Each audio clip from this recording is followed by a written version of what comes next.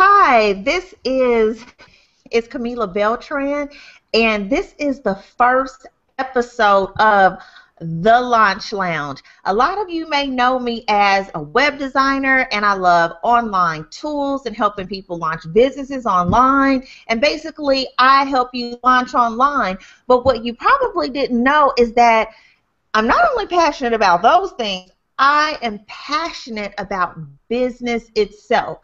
So I had launched the Launch Lounge, and it's a community on Facebook with almost 300 people, but I said I've got to do something more to complement and help brilliant entrepreneurs like you in your business.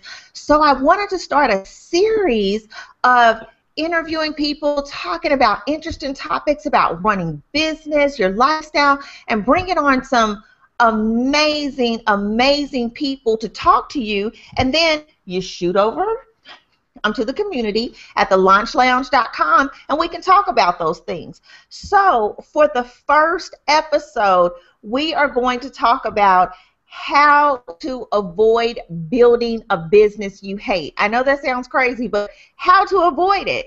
And I have a guest expert on. Her name is Jena Utley. She is a holistic lifestyle maven. She is brilliant. She's fabulous. She's a brick house. She's got the faith going on. She's got the business going on, the fashion. She is a beauty brand, and she can just help you talk about your lifestyle and living it in a healthy way. So I wanted to invite her here to help us just talk about just building a business you love and avoiding a business that you hate. So without further ado, I am going to bring on Jena, and first just tell us about you, what you do, and why you do it.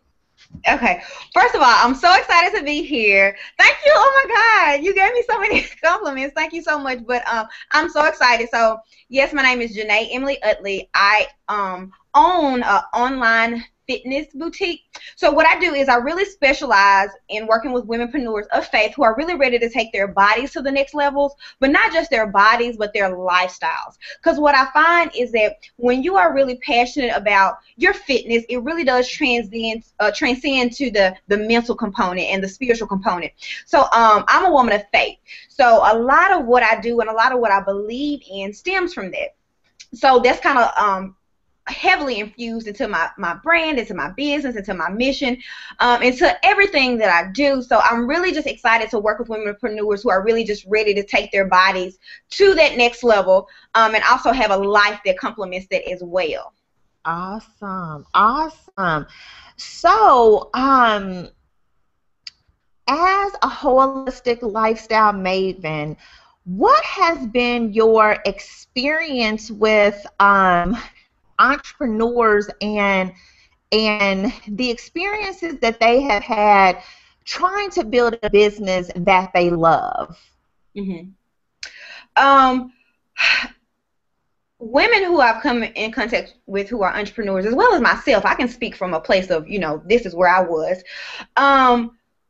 We get to a point where we know we want more. We know we don't want to work that 9 to 5. We know it's just something inside of us, that burns to be better, to do better, to want more. But what ends up happening is you get so overwhelmed with trying to please everybody, trying to do things like everyone else has done it, and not really walking in your place of magnificence.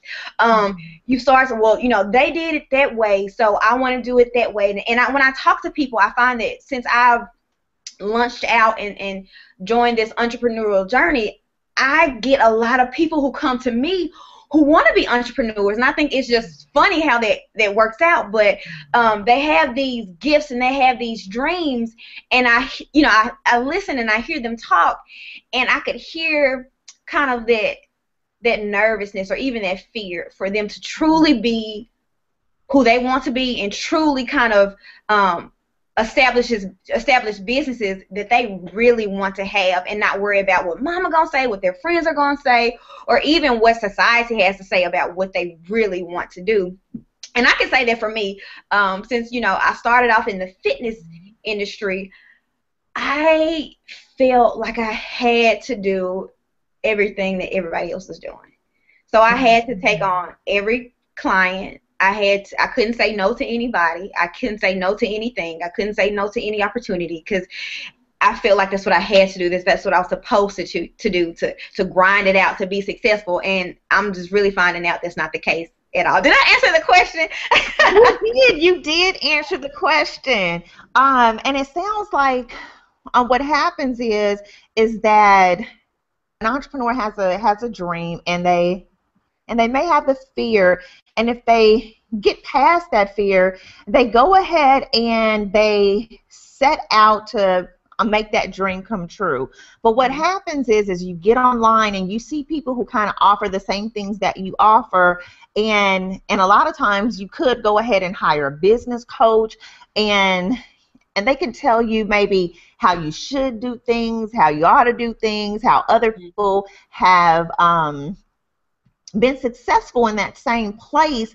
And in your heart of hearts, you know the kind of business that you want to build. And when you look into that space, it's like, okay, I'm going to try these things because it looks like that's what so-and-so's doing. It looks like it's working for them. So let me try this. So what can happen is that dream can quickly turn into a nightmare because you are going after your dreams, but the way you're modeling your business, your services, how you serve people, it becomes a nightmare because it's not authentic to the way who you are and the way that you want to actually help people. So have you had any experiences of how a dream turns into a nightmare as an entrepreneur? Absolutely. First and foremost, when I started out on this and I was passionate about really fusing faith and fitness, I got so many people telling me, no, you shouldn't do that. That's going to cut you out of a certain market. It's going to limit your reach. That, no, you can believe what you believe, but you shouldn't lead with that. There should be something that's secondary. And that never set well in my spirit, because what I believe is I'm going to lead with that. I'm going to lead with my faith because I wouldn't have anything without my faith. So that was number one for me, really making up in my mind, okay, well, no, I am going to lead with faith. It's a part of me, and that's just going to be that. And then I got to a point where, kind of like I said, I was accepting everything. I wasn't niched down. I wanted to take, the high school athlete. I wanted to take, the grown man. I wanted to take the mom with 3 kids who had, some weight that she wanted to get off. I was taking everybody, and I was miserable. I wasn't operating from my strengths. I wasn't.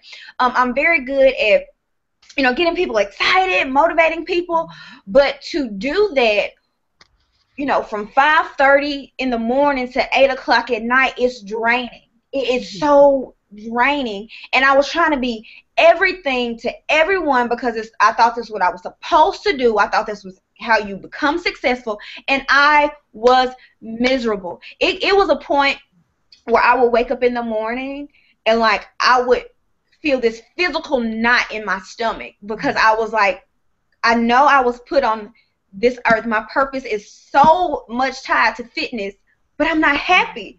So it's like, God, what am I doing wrong? Like, is this a point in my life where you just want me to learn? Is this supposed to be a part of my journey? Is this struggle? Is this, gut-wrenching feeling supposed to be a part of my story? And I really kind of contemplated that because I was not happy. I was miserable, trying to please everybody else.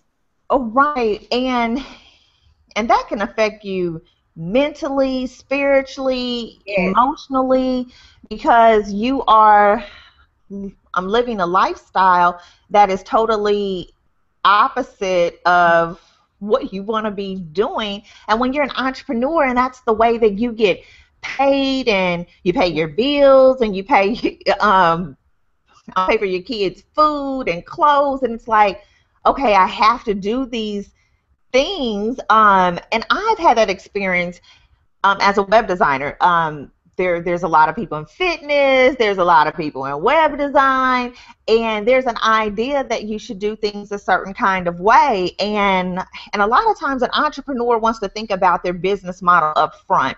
And we start off saying, hey, I just want to get some business because the purpose of a business is to make money. And you start out and your business starts growing, you're getting clients, and then you may look up and say, holy smokes, I got this successful business, I have all these clients, I'm making money, but I'm miserable because I'm not serving them in the capacity that I want to be, or I'm not using wealth building principles as well. It's like you want to help people, but it's also about your lifestyle. And if you spend too much, and you have to think about this with clients and one-on-one services, if you grow a business that is that big, that you have all these clients, you are sharing so much of yourself one-on-one, and that's active income versus passive income. So what are some things that entrepreneurs can do to avoid building a business that they hate? One thing, first and foremost, you have to decide who you serve. You have to decide what you represent, what your core values and core beliefs are, and who you want to serve. For me, I get butterflies when I think about serving womenpreneurs. Like, that excites me. I get excited when I think about I get to service women of faith. Like, that makes me excited. But before I really had that figured out, or before I was really operating in that, I was miserable and all over the place. So I would highly encourage entrepreneurs who are really stepping out and taking this journey to think about what your core values are. Because after a while, I got to a point where I was like, you know what? I don't want to wake up at a certain hour. I don't want to wake up at a certain hour. So that became one of my core beliefs. And then it was like, I don't want to train somebody who has X, Y, and Z happening. That became a part of my brand, my hardcore beliefs. And then it was like, I wanted to really figure out who I wanted to serve, my niche. And really finding my niche has made all the difference. Because I felt guilty about that. And I don't know if you can relate to that, but I felt guilty about niching down. I don't really hear a lot of people talk about that, but I felt guilty because I felt like, well, if I exclude these people who really need me, then I'm a bad person. You know, you're in fitness, you're supposed to help everybody who needs you because they're seeking help, they want help. So I felt bad about that, but that has made all the difference. That is awesome, and I can totally relate to that. I just had an incident that happened recently. One of my values in my business is about mutual respect and consideration.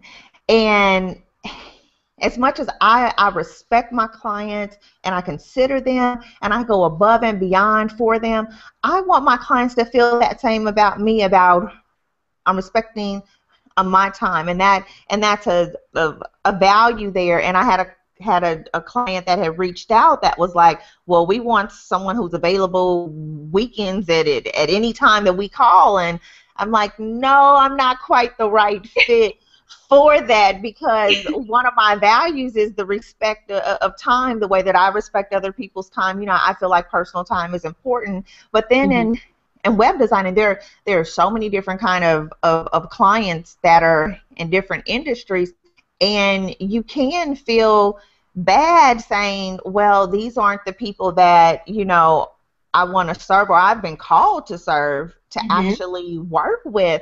And it is a thing of kind of feeling I'm guilty, and you do have to come to peace with that, because you can build a business that you hate by serving people that you're not supposed to serve, because at times they can take things from you that you should be using that energy for the people that you have been called to serve, who your mission in life is to serve in your business. And that is a really key way to avoid building a business that you hate, is starting with those people that you serve. And then and also think about down the road, what does it look like, how you're starting your business now, business model. Are you doing coaching? Do you have one-on-one clients, or is it one-to-many? Do you have digital products?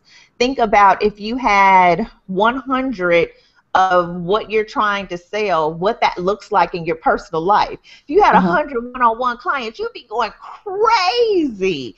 So maybe that's not the best way. Like, okay, maybe I need to get maybe 5 one-on-one clients, maybe 20 one-to-many clients, and then have a digital product that you sell hundreds of that product. So ensure that the business model fits for the lifestyle that you want, because it can make you really, really miserable. Also, here's a question I have for you. So what if there's a person out there right now who has built a business that they're finding now that they hate or they feel miserable about it? What are some steps or advice that you can give them to turn around that business that they hate and then start a business, operating a business that they love? Okay. Well, I'll speak from kind of what I did to kind of navigate myself out of that miserable situation. I took a step back and I sat down and I really thought about what it is that I don't want. Because learning from that experience, how miserable I was, I wasn't all the way sure about what I did want, but I knew what it was that I didn't want. So after I sat down and figured out what I didn't want, I connected with women, like-minded women.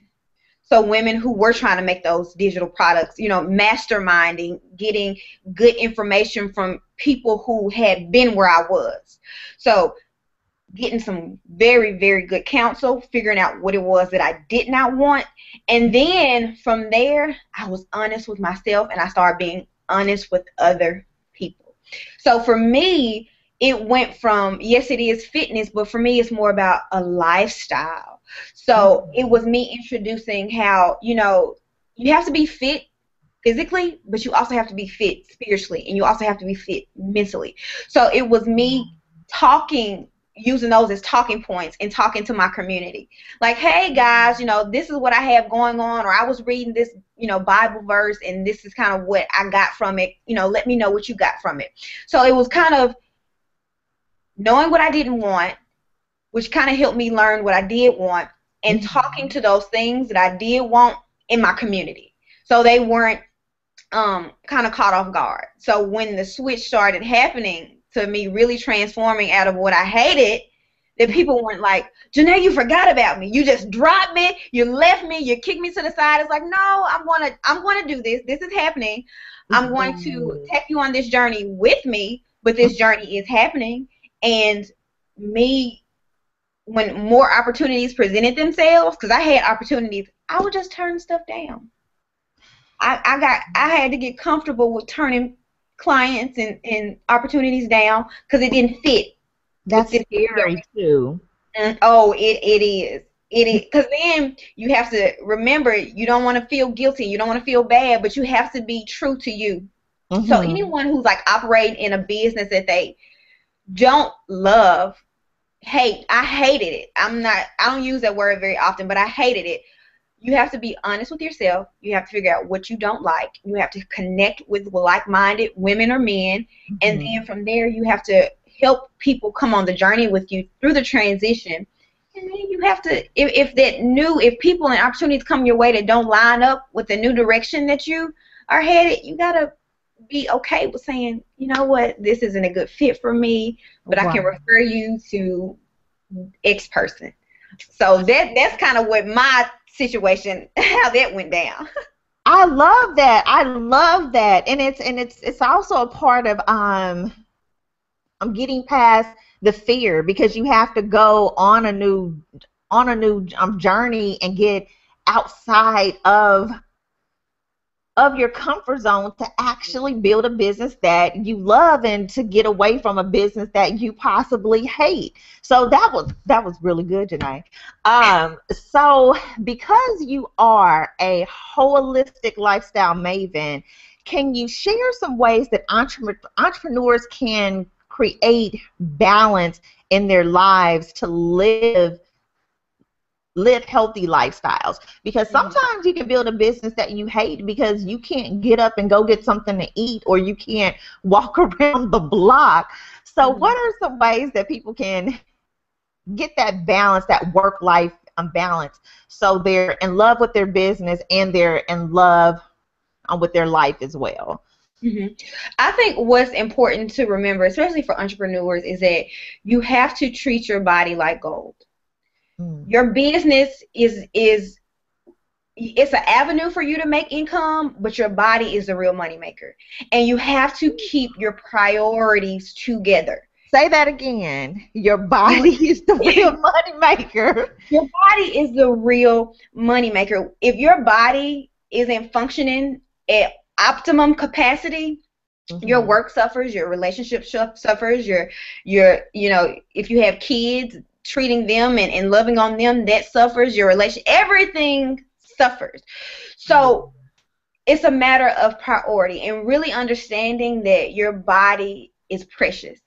So with me understanding that, I have to really work on scheduling, because even though I'm all about, fitness and sometimes I get so plugged into my work that I don't want to step away. I get right in the middle of a project and I'm in my zone. I'm creating content. It's just flowing so good. And I look up and it's 8 o'clock and I have not walked. I have not stretched. I have not done anything.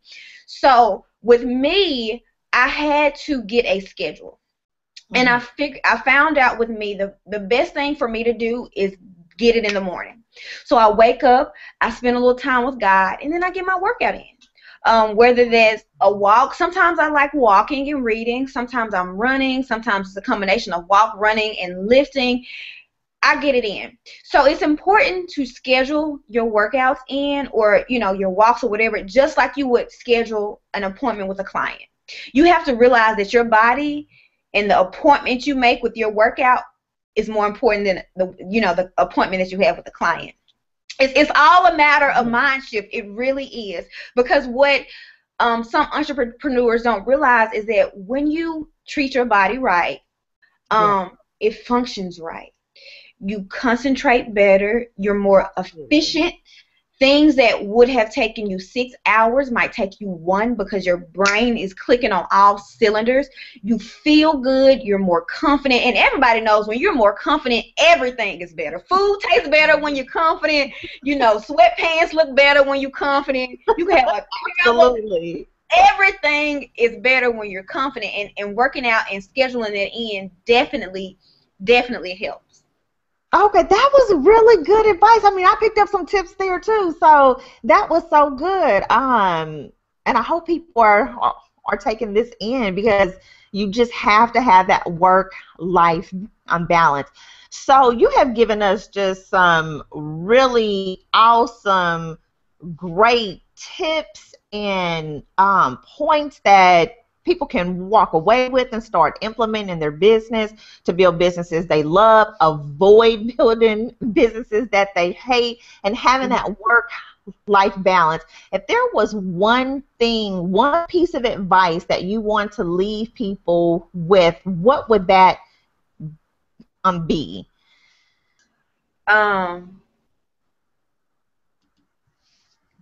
Be true to you. How's it saying? To thy own self be true. Yes. Be true to you. Stand in your place of greatness. Because it's scary, especially because we are all individuals and we add our own little twang to things.